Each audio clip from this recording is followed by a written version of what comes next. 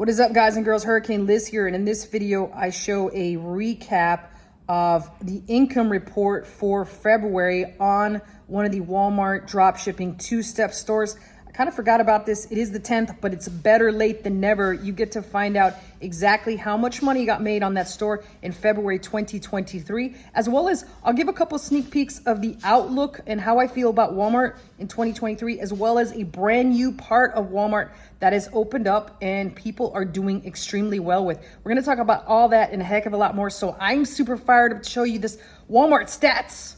I hope you are. Let's do this. I just recorded a whole video and accidentally deleted it. So here we are again with my screen share for the second time. Hopefully this one goes through perfectly. But let's talk about a couple things. Let's talk about first what we're seeing. Clearly, this is the back end of a Walmart store, and we're going to talk about how much success it had in the month of February as a whole, and talk about a couple of the different things that are happening. The other thing that I did want to mention is understand that this store is set up from a longevity perspective. So while you might not see the most impressive numbers, what I can guarantee you is it's almost absolute science that this store will remain open as long as it continues to hit the metrics, which we're going to cover in the second half of the video. Now, before I do jump into all these explanations, as well as the method that this store is using in order to stay open for a long period of time, let me first say that my email is below if you want to talk about how to either get one of these fully automated stores set up for yourself, all done for you A to Z, or if you want to do some of it yourself, then definitely we can talk about the options that you do have. So I have included my email below to discuss those a little bit more in depth. But let's get back into this store and how it's set up so that it can stay open for a long period of time. The way that happens is it uses a type of dropshipping called two-step dropshipping. And without going into too much detail about what exactly that is, let's make it short, sweet, and so you kind of can understand. The way this is set up versus all other stores is literally there is a middleman warehouse set up, which is run by us, or it could be run by you. That middleman warehouse can't even be your residence or your home. That's set up. And what will happen is instead of you directly sending the package to your customer, or Walmart's customer in this case, you're going to send it to yourself. You're going to repackage it, take it out of the Amazon box, take out the Amazon receipt so there's no proof that you bought this at Amazon ever, and then ship it to the Walmart client. So again, they have zero ideas. They don't give a shit where it came from. All they know is it showed up at their doorstep, and they're happier than pigs and shit. If you fail to take it out of the Amazon box, or if you fail to remove the Amazon receipt, when they receive it, they are going to be teed off. And more than likely, they'll do one of two things. They're either going to complain to Walmart, or they're going to request a refund, both which will have very negative effects on your metrics in the long run, particularly if you keep using this type of drop shipping and people keep getting ticked off because they're paying a hell of a lot more on Walmart than they were to pay on Amazon. So it's imperative that you keep this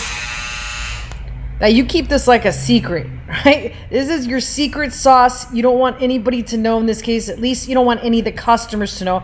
Clearly other marketers like me know what you're doing. I even still get packages that I get drop shipped from Walmart and Amazon back and forth. And personally, I don't really care because I know exactly what people are doing because I'm guilty of the same thing. So the two-step option is set up from a long-term perspective. You shouldn't have as many problems as you would if you were standard drop shipping, because Walmart's not going to know. There's a middle warehouse that's intercepting these packages. They're shipping them out. And so it looks better on you from Walmart's perspective. So you shouldn't get bugged too much unless your metrics go out of line. So in a second, we're going to look over some metrics and see how this particular store, which is a two-step store, is staying in line with metrics, and it's doing fairly well. But first, let's look at some of these numbers. We'll see here, this is the last 7 days, $8,628.42 in the last 7 days, which is pretty darn good. If we take a look at the last 2 weeks, we've got almost 14,000, just a little bit under 14,000. And then we just take a look at 30 days, it's at about 42,000. Now, for those of you that do watch all my videos, you might say, oh, Lisa, why did this go down so much? Why did you make $75,000 in January and only $42,000 in February? Walmart must be going down the shitter, right?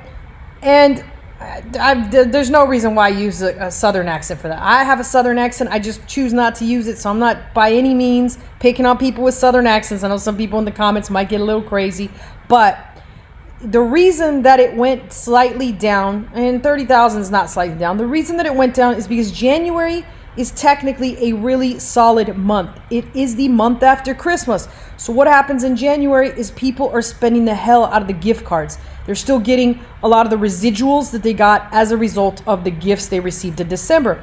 January also happens to be a month where everybody wants a fresh start. So everybody's adopting this sort of mentality of new me, new year. Let me buy all this shit that's going to make my face prettier. It clearly didn't work for me. I got a freaking giant pimple on my head.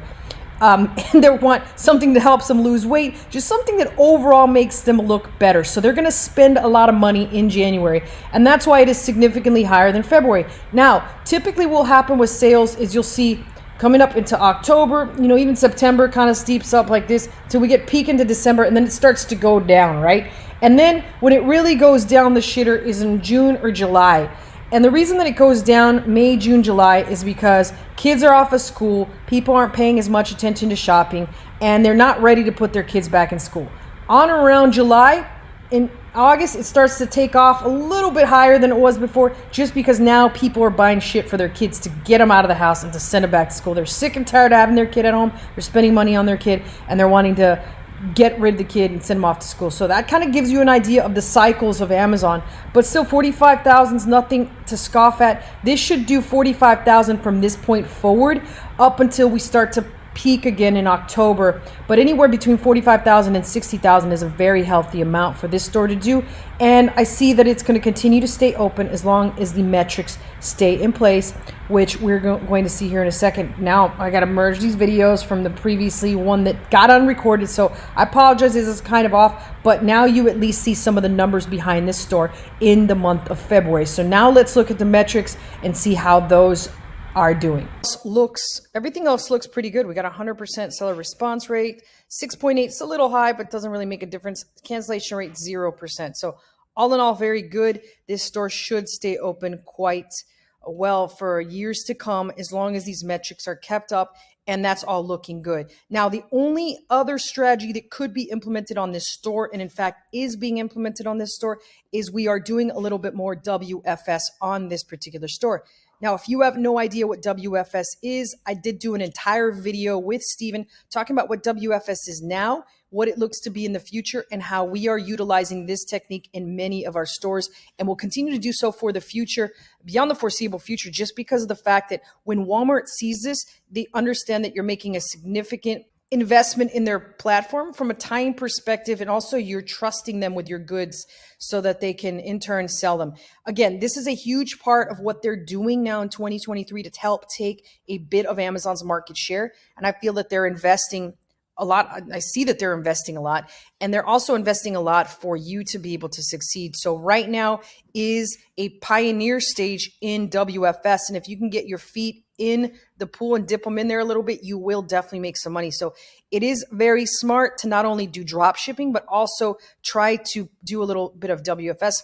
I will be bringing more of those videos in the future, but if you have not already started with WFS, I do encourage you to do so. Even if you don't want to do drop shipping, even if you strictly want to do WFS, remember, it is Walmart's version of the Amazon FBA. And so it's the version that you literally have to send goods into the Walmart warehouse and allow them to handle all the fulfillment while you just sit back, collect the checks, right? It's the same thing as FBA. However, it's just Walmart's version of that particular platform. So with that version, it's not using any drop shipping whatsoever. You physically have to purchase the products first, ship them into Walmart, and then allow them to fulfill all the packages for you. So it makes it a lot easier for you you don't have to be worrying about managing VAs. I mean, of course you can if you need it from a sourcing perspective. You do have to do standard things like customer service and shipping things into Walmart. But from what I've been told, it's a lot easier. And if you haven't checked it out, please check out that video that both Steven and I did. He talks about the benefits of doing WFS over FBA, as Walmart's made it extremely easy just to attract more and more sellers on their platform. Again, so that they can chunk away at that Amazon market share that Amazon has enjoyed for almost like I think 2 decades now.